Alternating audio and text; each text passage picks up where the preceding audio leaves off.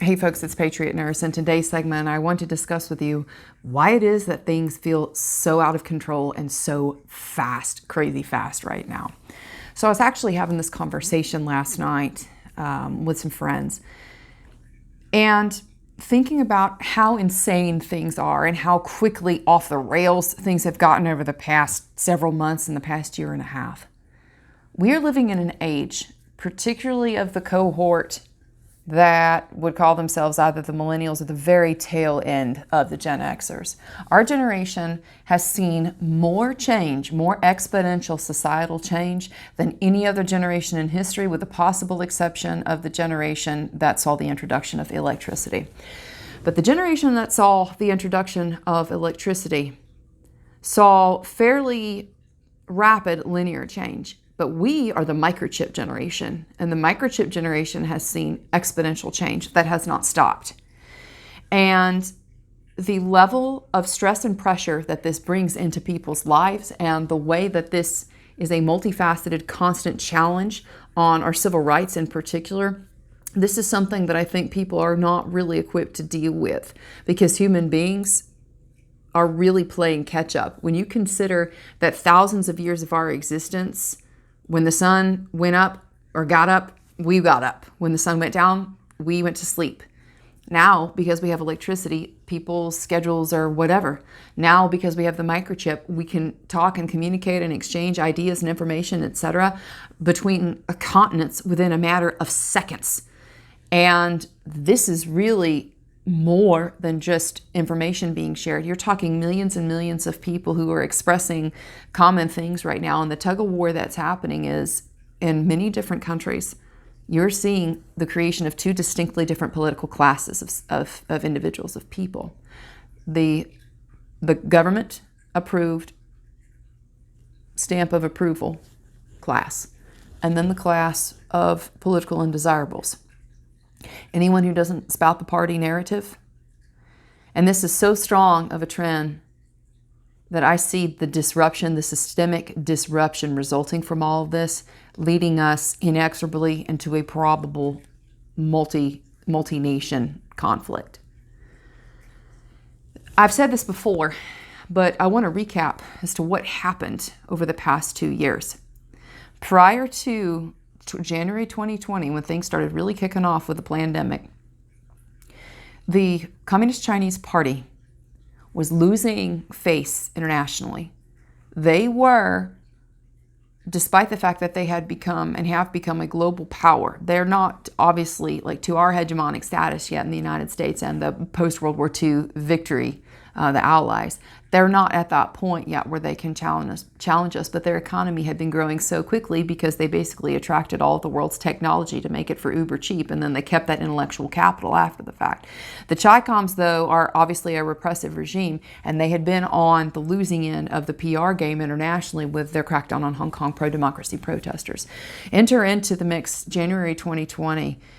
They had every excuse in the world, very politically expedient for them to crack down on social dissonance at home and to really play the long game of jarring the table and destabilizing empire internationally.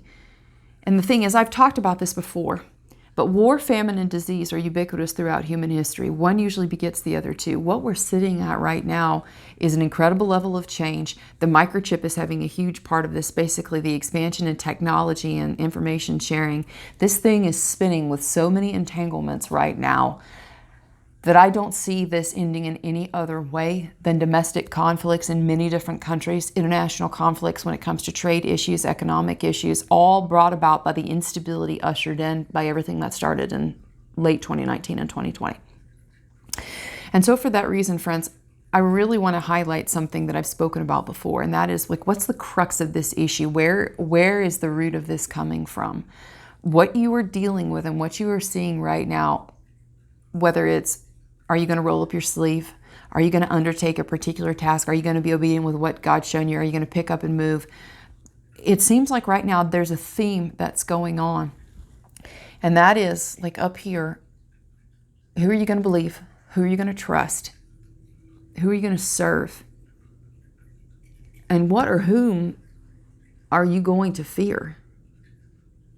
Do you fear something? I think every person, if he's honest, has concerns about various different things. But in order for a person to define what he fears, he has to first define what he is. If we recognize that we are immortal, fearing things that are finite and tangible and mortal may or may not make sense. If we are immortal beings, should we fear the immortal? Should we have more fear of God than fear of man?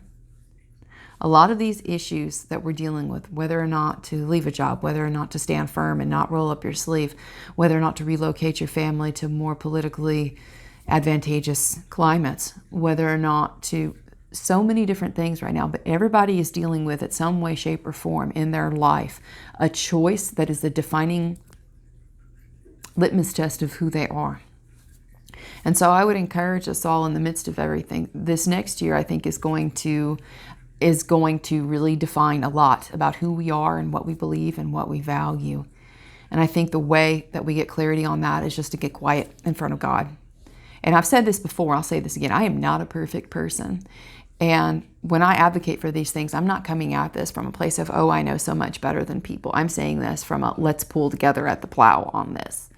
Because, friends, human beings and humanity itself is fraught with inconsistencies. People are always going to let you down, but God will never let you down. He will never leave us or forsake us. And so it makes sense to us, if we're going to face Him at the end of all things, that we live our life in accordance with His Word. And to really walk in our proper alignment with Him, and to walk the path that He's told us to. And so I want to encourage you to be obedient to God in whatever it is in your life. And this is like a personal thing too here. Let us be obedient to God. Let us submit ourselves to Him. And let us fear Him and Him alone. If we are His servants and we believe that He is our King, and if we believe that He ultimately holds our destiny in the palm of His hand, that's going to check a lot of paralytic fear. It doesn't take away the difficulty of choices and the difficulty of walking in action. But if we can honestly say that at the end of the day, whatever it is, choice-wise that we've made, whatever it is that we've done, while none of us will be perfect, and while we're all going to be flawed, and we're all going to screw up, we're all going to make mistakes and have to course correct based on that. Are you going to have the courage to course correct if you made a mistake? When you make a mistake, when you fall, are you going to have the courage to course correct? Maybe you look back on things and you think, man, I should have done this a different way. Man, I really wish I shouldn't have done that. Okay. We can't change mistakes necessarily that we've made. We can't change places and decisions that we've been in the past. But we do have a choice over what our future destiny is going to be. We do have a choice over the next step in front of us, doing the next right thing. So I just wanted to encourage you guys with that, because the times that are coming upon us, I believe, are going to be very, very trying. And I'm praying for wisdom and discernment in all things. And I pray that for you too, that the Lord leads you in all the difficult things, in all the small things, knowing that our big choices in life are made by the accumulations of the small ones.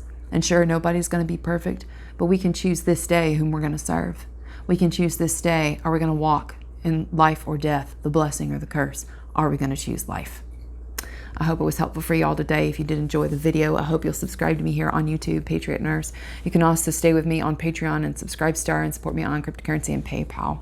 I appreciate you guys. May the Lord bless you and keep you. Haxamexakot. Happy Feast of Tabernacles. For those of you who are celebrating the biblical Feast of Tabernacles, I hope you have a very, very blessed week. For now, it's Patriot Nurse signing off, and I'll see y'all later.